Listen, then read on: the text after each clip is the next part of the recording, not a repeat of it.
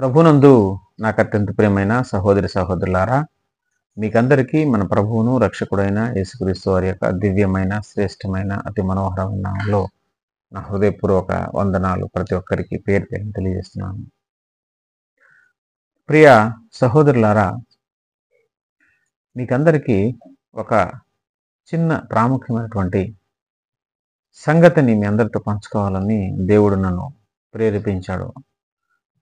హృదయంలో దేవుడు ప్రేరేపించినటువంటి ఆ ప్రేరేపణకు లోబడి ఒక ప్రాముఖ్యమైనటువంటి భక్తి సూత్రం, ఒక ప్రిన్సిపల్, ఒక బేసిక్ ప్రిన్సిపల్ అన్నమాట. క్రైస్తవులుగా ఈ లోకంలో జీవిస్తున్నటువంటి మనం అందరం గొప్ప నిరీక్షణ కలిగి జీవిస్తున్నాం. ఈ లోకం మీద ఒక వైరాగ్యం కలిగి, ఈ లోకంలో ఉన్నటువంటి తాత్కాలికమైనటువంటి ఆనందాన్ని, సుఖాలను అన్నిటినీ విడిచిపెట్టి, వద్దనుకొని, తిరస్కరించి, ద్వేషించి, ఈ లోకంలో ఏది ఉన్నా లేకపోయినా రేపొద్దున వెళ్ళబోయే ఆ నిత్య రాజ్యంలో, పరలోక రాజ్యంలో ఆనందంగా సుఖ సంతోషాలతో యుగయుగాలు దేవునితో నడుస్తూ, ఆ దేవదూతల మధ్యలో, ఆ దేవుని సింహాసనం ఎదుట, ఆ మేఘాల్లో తిరుగుతూ, ఆ బంగారు వీధుల్లో తిరుగుతూ ఎంతో ఆనందంగా యుగయుగాలు గడపాలనేది ఒక గొప్ప నిరీక్షణ ప్రతి క్రైస్తవునికి. అది పొందాలి అని అంటే అంత సర్వసాధారణమైనటువంటి విషయం కాదు అన్న సంగతి మనకు అందరికీ తెలుసు. పరలోక రాజ్యాన్ని పొందుకోవటం అంత సామాన్యమైన విషయం కాదు, చాలా చాలా కష్టం. అది ఏదో డబ్బులిచ్చి కొనుక్కునేది కాదు, ఏదో రికమెండేషన్తో కొనుక్కునేది కాదు, ఏదో అదృష్టవశాత్తు దొరికేది కాదు.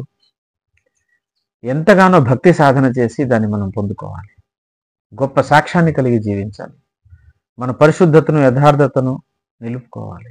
నీతిమంతులుగా బ్రతకాలి. యేసయ్య అడుగుజాడల్లో నడవాలి. ప్రార్థన, బైబిల్ పరిశోధన, దేవుని స్తుతించటం, దేవుని పని చేయటం, సత్క్రియలు చేయటం, దేవుని సువార్త ప్రకటించటం, దేవుడు చెప్పిన ఆజ్ఞను అనుసరించి, కట్టడలను అనుసరించి అనుదినం బ్రతకటం. అయితే నిజమైన క్రైస్తవుడు ఎవరు?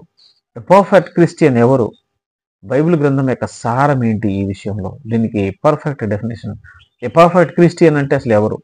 ఎవరు అసలు సిసలైన పర్ఫెక్ట్ క్రిస్టియన్ అంటే, జాగ్రత్తగా వినండి నేను చెప్తున్నాను. అన్ని విషయాలలో పర్ఫెక్ట్గా బ్రతికేవాడే నిజమైన, యథార్థమైన, పర్ఫెక్ట్, సంపూర్ణ క్రైస్తవుడు. అన్ని విషయాల్లో ఆ పర్ఫెక్షన్ అనేది ఉండాలి. ఉదాహరణకు, ఒక నిజమైన పరిపూర్ణమైన క్రైస్తవుడు ప్రతి ఒక్కరిని గౌరవిస్తాడు. చిన్నవాడైనా పెద్దవాడైనా, ఏ అధికారినైనా సరే ఎంతో గౌరవ భావంతో చూస్తాడు, ఎంతో గౌరవ పదమైనటువంటి మాటలు ఉచ్చరిస్తాడు. ప్రతి చట్టాన్ని గౌరవిస్తాడు. ట్రాఫిక్ రూల్ కావచ్చు, రాజ్యాంగం రూల్స్ కావచ్చు, ఏ నియమాన్నైనా సరే, చట్టంగా చేయబడినటువంటి ఏ నియమమైనా సరే పర్ఫెక్ట్గా పాటిస్తాడు. ట్రాఫిక్ రూల్స్ని కూడా అధిగమించాడు. చట్టాలను, న్యాయాలను, ధర్మం ఏదైతే ఉందో దానికి అనుగుణంగా ఎగ్జాక్ట్గా నడుచుకుంటాడు. దేన్ని ఉల్లంఘించడు. అలాగే అతను మాట్లాడే ప్రతి మాట కూడా చాలా పర్ఫెక్ట్గా ఉంటుంది. మూర్ఖపు మాటలు మాట్లాడాడు, అన్యాయమైనటువంటి మాటలు మాట్లాడాడు, కల్మషమైన మాట్లాడు, కుట్రలతో కూడిన మాట్లాడు ఎప్పుడు మాట్లాడాడు, అబద్ధం మాట్లాడటానికి ఇష్టపడడు. అవసరమైతే నిజం చెప్పి మనుషులకు దూరం అవుతాడు, కానీ నిజం చెప్పి దానివల్ల అవసరమైతే కొన్ని దెబ్బలు తింటాడు, అవమానాలైనా భరిస్తాడు, కానీ అబద్ధం చెప్పటానికి సాధారణంగా 99% ఒప్పుకోడు. పరిశుద్ధమైన, పవిత్రమైన, సమాధానకరమైన, మృదువైన, మంచి మాటలే దాదాపు అతని నోట్లోంచి వస్తుంది. అతనే పర్ఫెక్ట్ క్రిస్టియన్. మనం ఏ పని చేస్తున్నా అక్కడ సంపూర్ణంగా ఆ పనిలో న్యాయం చేయడం. మనం తీసుకున్న జీతం ఏదైతే ఉందో ఆ జీతానికి సంపూర్ణ న్యాయం చేయటం. అది ఏ పనైనా కావచ్చు, అది పొలం పనికి వెళ్ళటం కావచ్చు, లేకపోతే ఒక ఉద్యోగం కావచ్చు. ఏ పని చేసినా కూడా ఆ పనిలో పర్ఫెక్ట్ పర్ఫెక్ట్గా అతను ఏ పని చేయాలో అది ఏమాత్రం శక్తి లోపం లేకుండా, ఏమాత్రం మరి సోమరితనం చూపించకుండా పర్ఫెక్ట్గా చేస్తాడు. అతని మాటల్లో ఎటువంటి దోషం దొరలదు, అతని ఆలోచన విధానంలో ఎటువంటి చెత్త ఉండదు, అంత న్యాయబద్ధమైనదే ఆలోచిస్తాడు. ఈ రోజుల్లో మనం చూస్తున్నాం, మన ఇంటి వారికి అయితే ఒక న్యాయం ఉంటుంది, పక్కింటి వాళ్ళకైతే ఒక న్యాయం ఉంటుంది. మన వాళ్ళైతే మన మాటలు వేరుగా ఉంటాయి, వేరే వాళ్ళ గురించి మనం మాట్లాడేటప్పుడు మన మాటలు మారిపోతుంటాయి. మనం ఒక పార్టీకి సంబంధించిన వాళ్ళు అయితే ఎదుటి పార్టీ వాళ్ళు ఏ పని చేసినా కూడా అదంతా తప్పుగానే మనకు అనిపిస్తూ ఉంటుంది. అవన్నీ తప్పేమని మనం చెప్తా ఉంటాం. అసలు క్రైస్తవులు అనేవాళ్ళు ఒక పార్టీకి కొమ్ముగాయటం అనేది అసలు సరైన పద్ధతి కాదు. మనం అన్ని పార్టీలలో ఉన్నటువంటి మంచి వ్యక్తి అయినప్పుడు అతనికి ఖచ్చితంగా మనం సపోర్ట్ చేయాల్సినటువంటి అవసరం ఉంటుంది. చెడ్డ వ్యక్తి అయినప్పుడు అది ఏ పార్టీలో ఉన్నా అతన్ని చెడుగా చూడాలి, మంచిని మంచిగా చూడాలి. మంచి పనిని ఈ విరోధి చేసినా అది మంచిగా చూడాలి. అసలు విరోధులు అనేది ఉండకూడదు, అది వేరే సంగతి. ప్రతి పార్టీని గౌరవించాలి, ప్రతి పార్టీలో ఉన్న అధ్యక్షులను గౌరవించాలి, ప్రతి పార్టీలో ఉన్నటువంటి వ్యక్తుల్ని పెద్దలను గౌరవించాలి. ఇలాగా ప్రతి విషయంలో అన్యాయపు మాటలు మాట్లాడకుండా, అన్యాయంగా ఆలోచించకుండా, మంచిని మెచ్చుకుంటూ, చెడ్డదాన్ని అసహించుకుంటూ పర్ఫెక్ట్గా జీవించేవాడే పర్ఫెక్ట్ క్రిస్టియన్.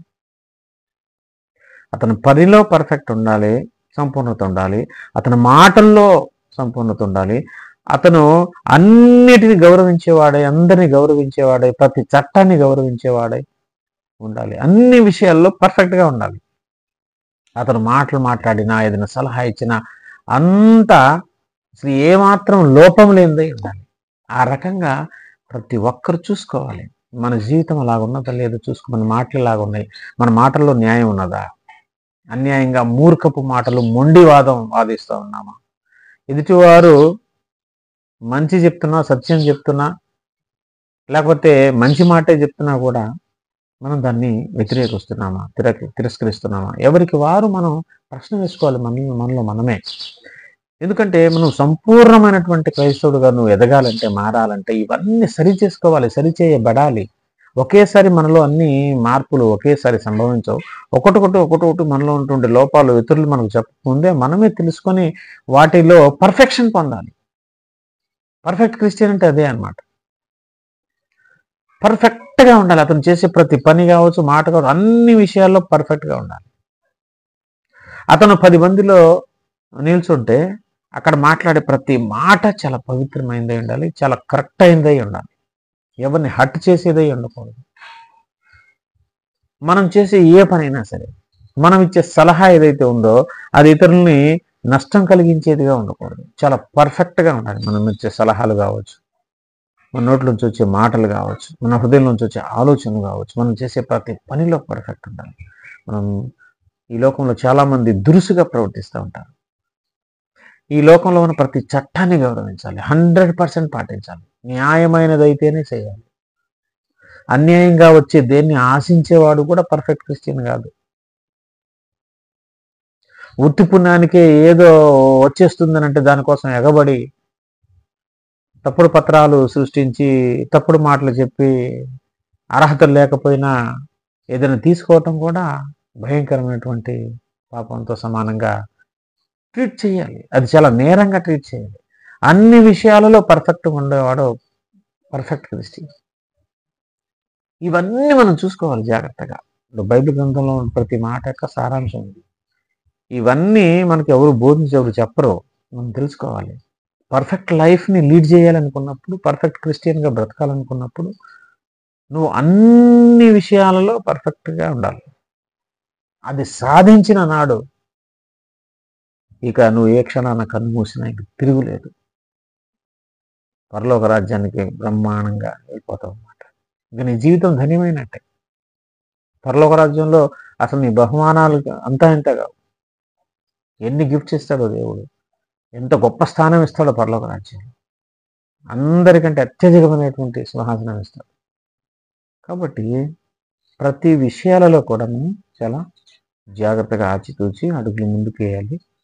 అందరూ మనం మెచ్చుకునే విధంగా మన మాటలు, మన చేతలు ఉండాలి. మనం ఎక్కడున్నా మన ప్రభావం చుట్టుపక్కల ఉన్న ప్రజల మీద పడాలి. నువ్వు ఒక కంపెనీలో ఉంటే అక్కడ చుట్టూ ఉన్న వాళ్ళు నీ గురించి గొప్ప సాక్ష్యం ఇవ్వగలగాలి. నువ్వు జాబ్ చేస్తుంటే నీ చుట్టుపక్కల ఉన్న గొప్ప సాక్ష్యం నీ కోసం ఇవ్వగలగాలి. నువ్వు ఏ పనిలో ఉన్నా అక్కడ నీ ప్రభావం ఖచ్చితంగా కనబడాలి. నీ మాటలను బట్టి కొంతమంది యేసయ్య వైపు రావాలి, ఆకర్షించబడాలి, మారాలి.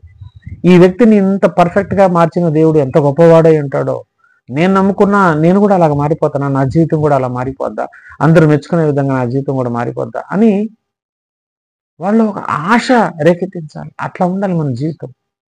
మన బ్రతుకే ఒక పెద్ద మెసేజ్ లాగా ఉండాలి, మనం చెప్పే మాటలు కాదు. కాబట్టి క్రైస్తవులైనటువంటి వారందరూ పర్ఫెక్ట్ క్రిస్టియన్ అంటే ఇలాగ ఉండాలి. మరి మీరు అలాగ ఉన్నారా? ఎవరికి వారు ఆత్మవిమర్శ చేసుకోవాలి. చేసుకొని పర్ఫెక్ట్ క్రిస్టియన్గా బ్రతకాలి.